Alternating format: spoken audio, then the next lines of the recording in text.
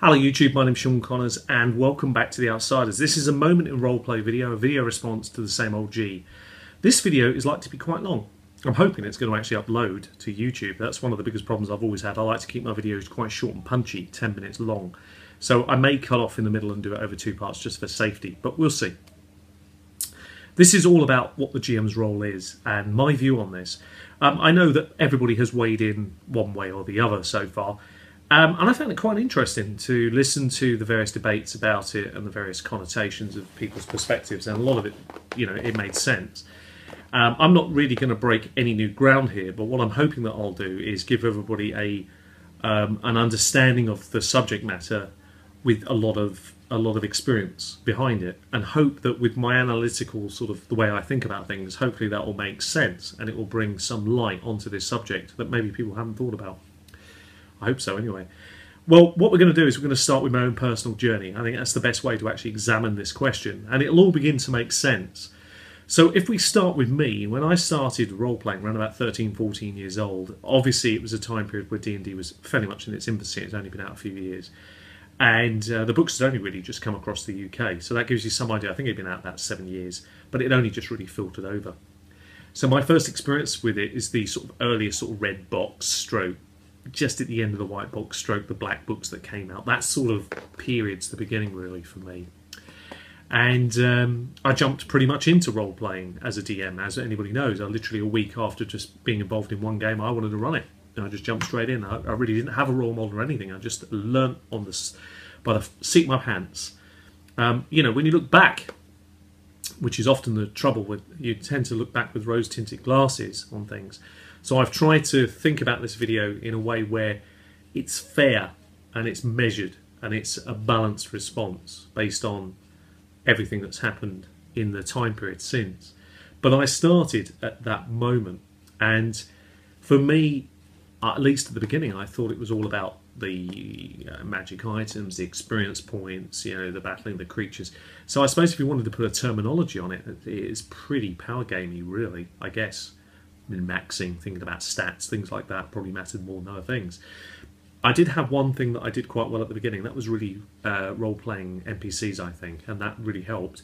And of course, what we have to imagine here in this journey, I'm going to imagine that my journey is a circle. Now that circle isn't a beginning and actual end, because you'll know when you understand this circle that as a GM you will make that circle. You might make it several times. It'll all become clear in a moment. Now, if you divide that circle in half and imagine across the middle there is a bar that runs both ways, and it's actually a balance beam.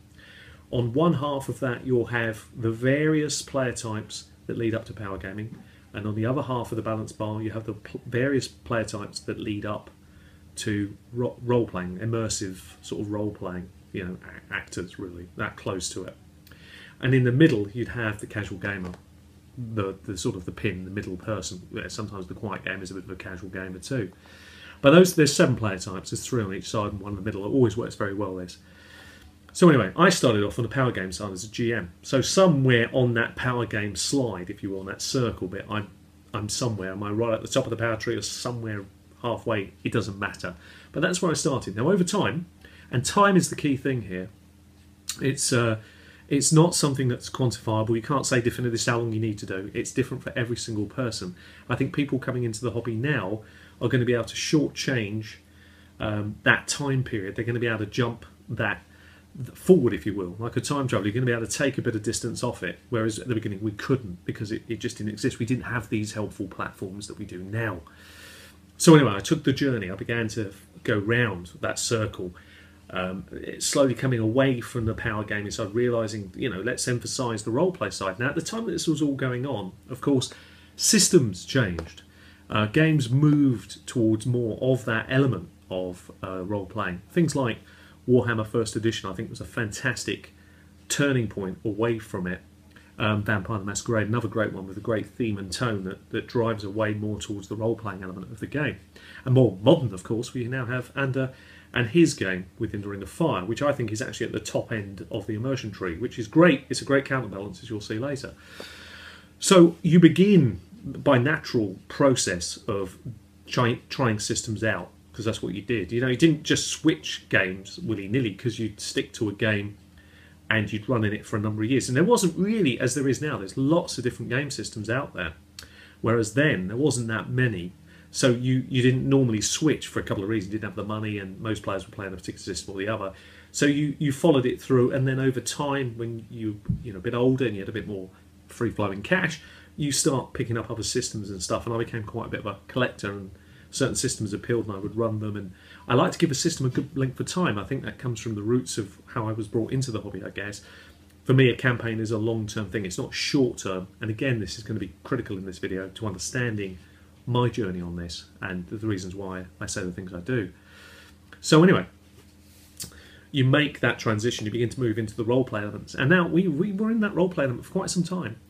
But there came a point, and I remember it very well, I'm sure the players will as well, particularly my main group will remember this.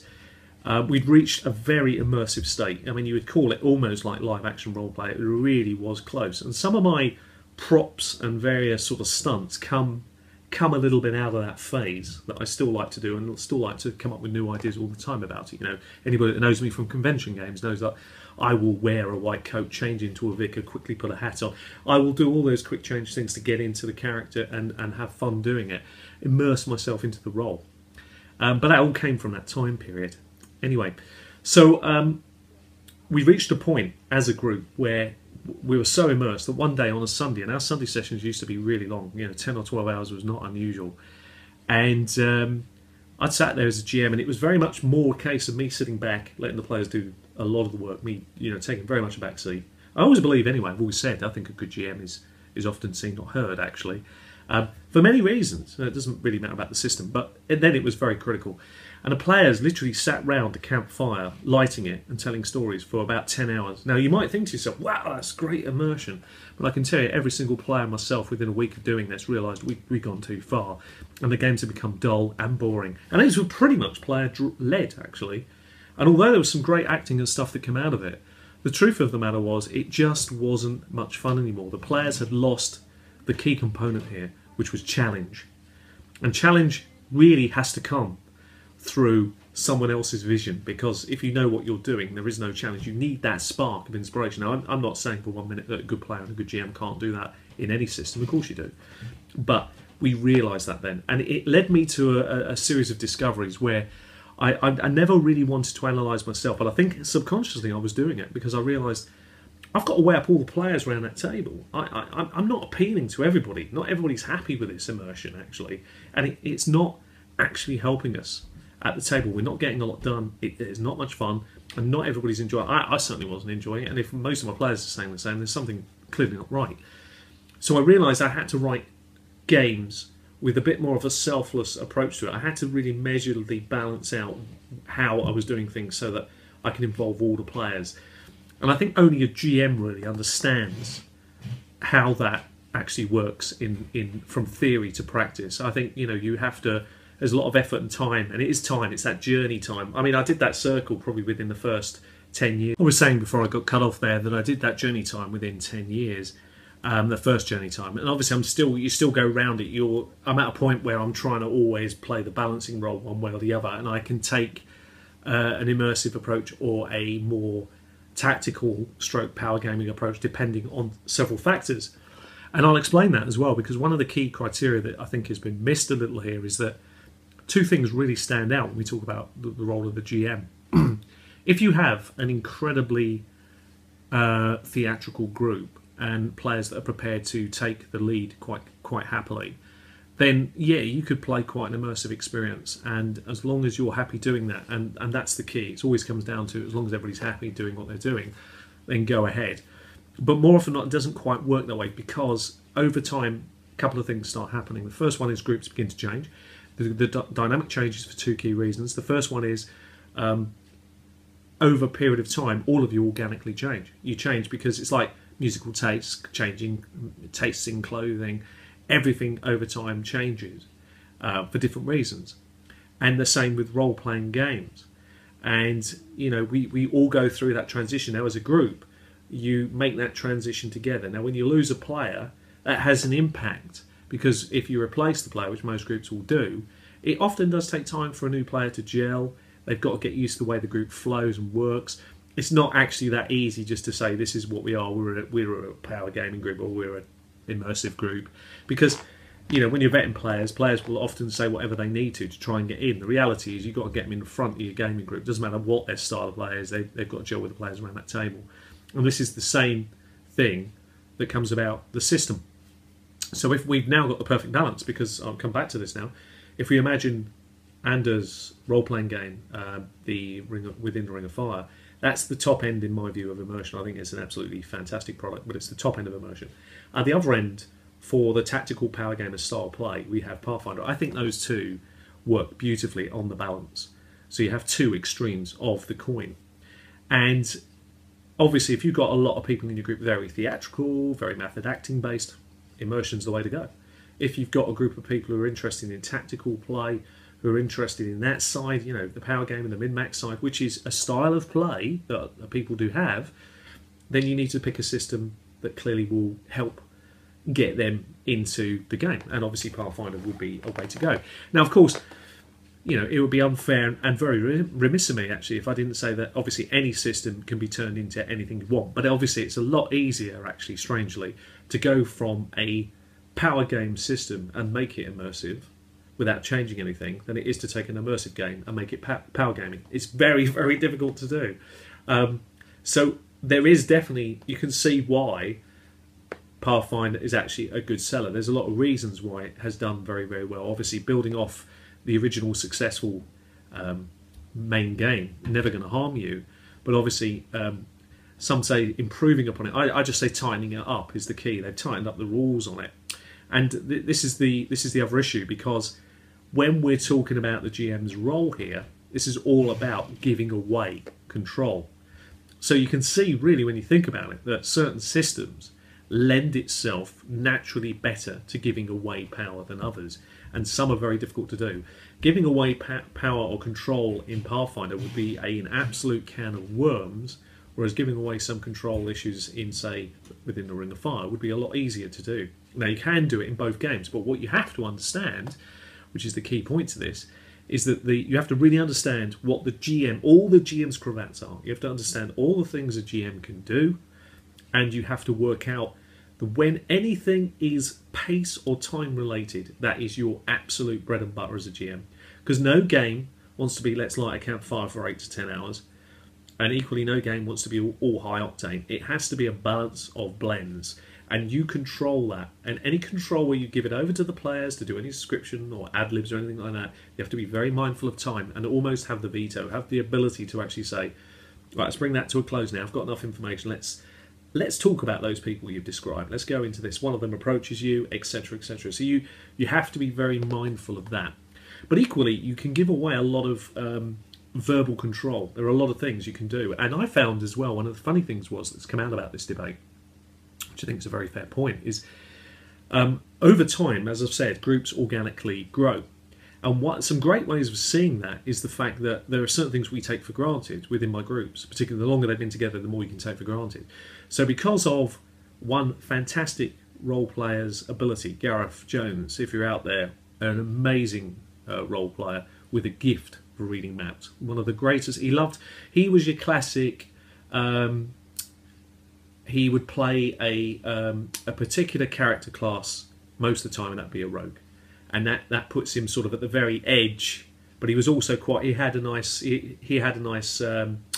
role play edge to him. And that's another part to this as well. Sorry, I digress a little. Obviously, we've got players, and you're able to put them into any part of the tree. Where do they fall on? Often players will have more than one style, and if they do have more than one style, and it happens to be on both sides, you're laughing. Quite frankly, you're laughing.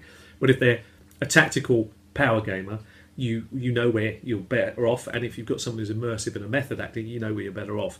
So I digress a little here. So with Gareth, he was able to read maps, and between us, over a number of years, we developed this fantastic ability. I could lay down a map that was well thought through, and he was able to, without the need for rolling dice, be able to pick out the most logical areas that would need to be checked for traps because of X, Y, and Z. And this was brilliant, and it honed my game to a very high level, where we could apply this logic, but in a good way, and I was always trying to come up with new ideas or ways to actually make him think about things. There was always a lot of logic involved, and he helped drive that.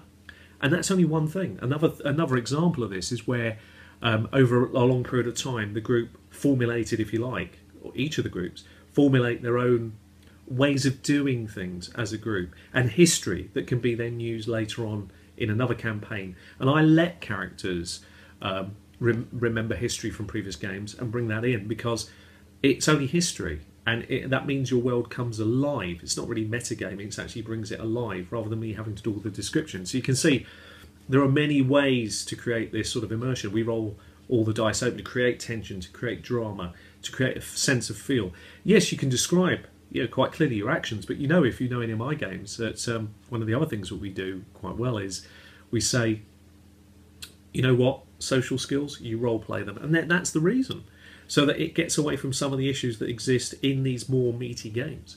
And you can as well, which I've recently done quite a bit of, as anybody knows, in the convention scene.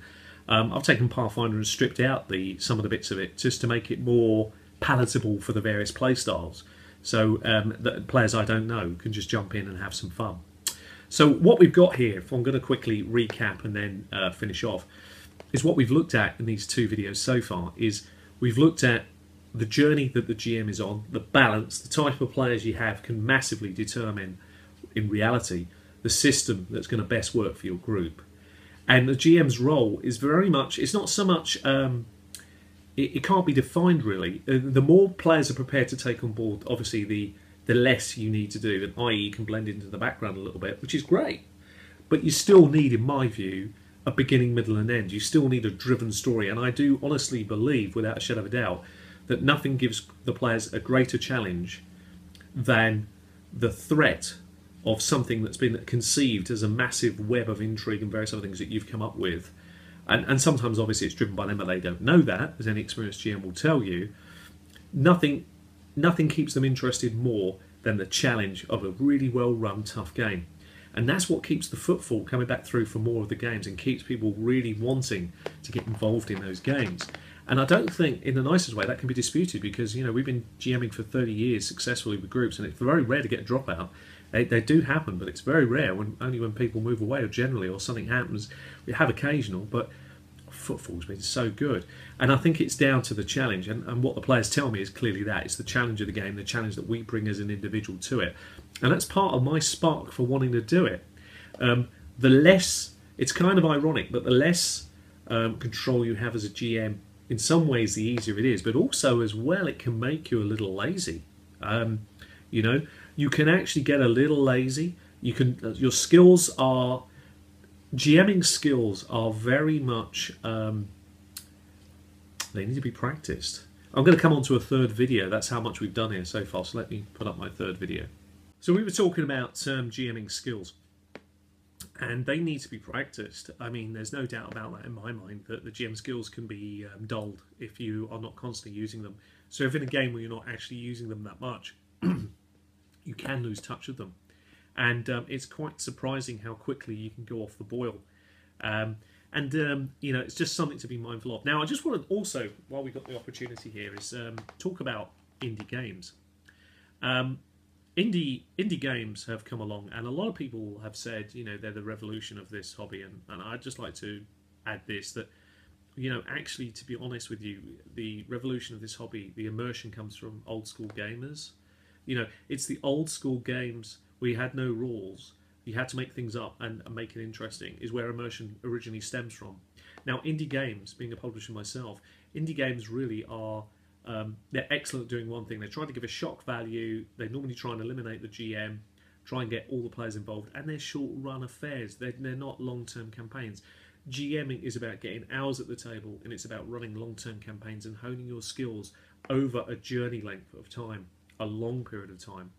And one of the issues that we have within this wonderful hobby of ours is the fact that because of the medium that we have, because of the way that the medium is available, people coming into it depends on their experience where they step in. So if you step into this as through indie games, then your experience is going to be very much biased in that direction, and you're not going to have a love affair for other types of games, and you may not even give them a chance, because like a relationship, role-playing and games is very much like that. And if you think about relationships here for a second, so you go out with someone, it falls apart, you have reasons why you believe it fell apart, sometimes you blame yourself, blame them, whatever it is, the next person you meet, you actually do, without thinking psychologically, utilise some of the things that you didn't like with the last person. If they have those traits, you're not interested.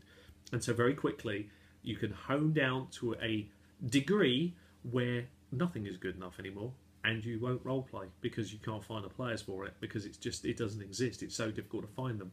What you believe is right for you. And that's why I honestly believe you have to take a much more measured approach. It has to be over a sustained period of time, and it has to be thought through. And you have to give everything a chance as systems. Never give up on it just because it's not immersive or it's too power gaming. You need everything to have that full gamut of knowledge. You know, it's easy to look back with rose-tinted glasses. Those first games that we played, they were very well written. A lot of it was very poor. You know, there's no doubt about it. We do look back with rose-tinted glasses, but we cut our teeth there. We learnt a lot there, and it made us better for it to understand the roleplay side. And so sometimes that is very, very good.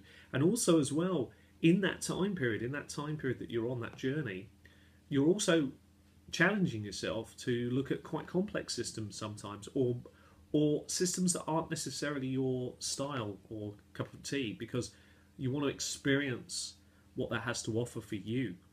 And what this does really, what these systems really do, is that in essence, it creates you as a GM. It makes you better. It makes you step away. Everything I've done has a value. You know, doing Call of Cthulhu made me prop heavy, prop mad.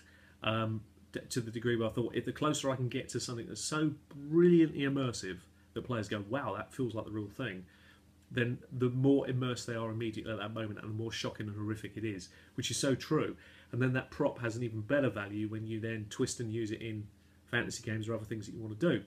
All of this comes out of playing Call of Cthulhu, or Warhammer Fantasy definitely switched me on, and Vampire the Masquerade, to roleplay, challenging myself from a role-playing point of view, building deeper, darker backgrounds, making it as interesting an onion layer as Sandy Peterson has done, that I can do in my games. And I'm quite well known for that. And the other thing as well is that when you're DMing and you think about all these things, what you're really in essence doing here is, I always think, I want people, when they walk into that game, and this is why I've been challenging myself over the last 2 years to go to conventions and run games there, is I don't know those people. And that means I have to get the balance just right, quickly. I have to figure them out as people and make them, in that time period, controlling the time and still allowing freedom. As anybody will know if they played my game, the Necromonicon, will know at the last Dragon Meet how I gave you all the control, yet still managed to put tremendous pressure on the players and time pressure, and made them feel like, you know, what the hell's going on. And all of that is available, but it's actually going through a gamut. That's where I'm going here. You have to go through the full spectrum of time. You will maybe go around it a couple of times in different directions, but your starting point for new GMs can be a real problem. So, for example, if you just jump into the hobby having picked up some tips, you can shortchange yourself. One of the problems in experiences, and let some of the bad experiences dull you into making some poor decisions later, and you may drop out without really giving the hobby the chance that it so deserves. And what makes this question fantastic, really, in essence, is that nobody's wrong, nobody's right, but in reality, actually, the truth of it is, it's the journey you're on, and you have to combine that with the players you have around your table at that moment in time, with the system that you're using, to get the experience that's right for everybody around that table. And that will define your GM's role. Anyway, I've been Sean Connors. This has been a moment in role playing, all about the GM's role. I hope you've hung in there with me, and I hope you had several cups of tea. Anyway, take care of yourselves. Till the next time, happy gaming.